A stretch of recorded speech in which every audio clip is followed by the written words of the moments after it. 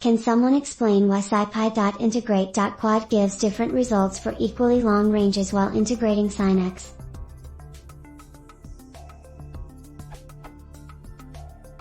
I am trying to numerically integrate an arbitrary, known when I code, function in my program, using numerical integration methods. I am using Python 2.5.2 along with scipy's numerical integration package. In order to get a feel for it, I decided to try integrating sin x and observe this behavior.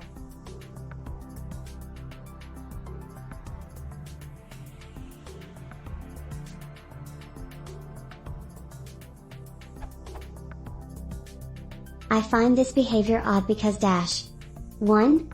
In ordinary integration, integrating over the full cycle gives 0. 2. In numerical integration, this 1 isn't necessarily the case, because you may just be approximating the total area under the curve. In any case, either assuming 1 is true or assuming 2 is true, I find the behavior to be inconsistent. Either both integrations, pi to pi and 0 to 2 pi, should return 0.0, first value in the tuple is the result and the second is the error, or return 2.257. Can someone please explain why this is happening? Is this really an inconsistency? Can someone also tell me if I am missing something really basic about numerical methods?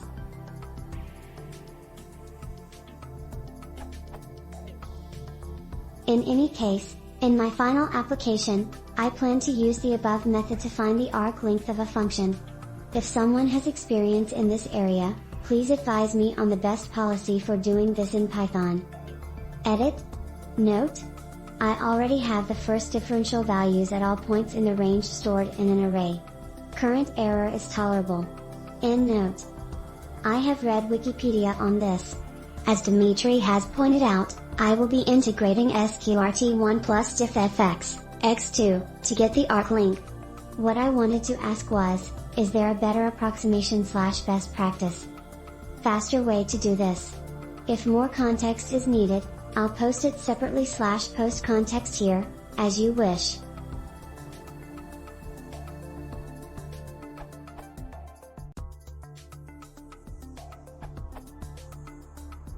The quad function is a function from an old Fortran library. It works by judging by the flatness and slope of the function it is integrating how to treat the step size it uses for numerical integration in order to maximize efficiency. What this means is that you may get slightly different answers from one region to the next even if they're analytically the same. Without a doubt both integrations should return 0. Returning something that is 1/10 trillion is pretty close to 0. The slight differences are due to the way quad is rolling over sin and changing its step sizes. For your planned task, quad will be all you need.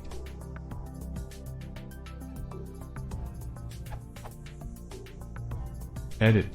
For what you're doing I think quad is fine. It is fast and pretty accurate. My final statement is use it with confidence unless you find something that really has gone quite awry. If it doesn't return a nonsensical answer then it is probably working just fine.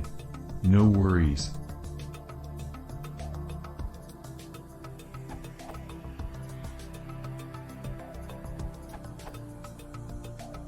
I would say that a number 010 to the power of -14 is effectively 0. What's your tolerance? It might be that the algorithm underlying quad isn't the best. You might try another method for integration and see if that improves things. A fifth-order range CUDA can be a very nice general-purpose technique. It could be just the nature of floating point numbers, what every computer scientist should know about floating point arithmetic.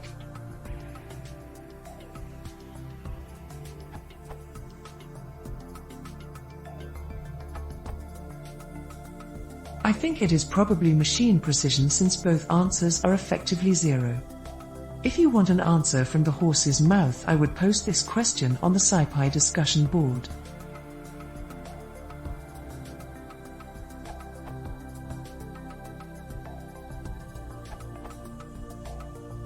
This output seems correct to me since you have absolute error estimate here.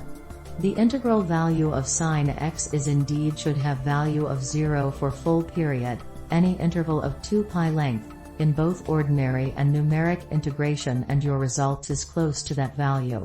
To evaluate arc length, you should calculate integral for sqrt1 plus diff fx, x2, function, where diff fx, x, is derivative of fx. See also arc length.